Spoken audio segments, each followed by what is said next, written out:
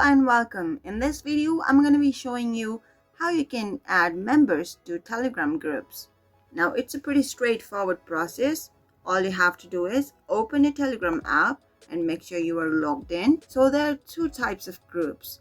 One that you have created yourself and one that you are a member of but created by others. So if I want to add members to a group that I created myself, you can just click on this add members at the top once you're inside the group and click on the contacts that you want to add to the group, and the members will be added to the group.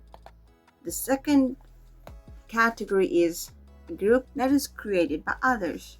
So in order to add members to the group that others have created, you need to go to the group. Now click on this group name at the top, and in here itself you can just click on this add members and click on these contacts who you want to add to the group. Depending on the privacy of the group, the admin of the group may need to approve of the member or not. Now you know how to add group members to Telegram groups. If you found this video helpful, do give this video a big thumbs up. And if you still have any questions or comments regarding adding members to groups in Telegram, do leave them in the comment section. We'll get back to you right away. Until next time, bye bye.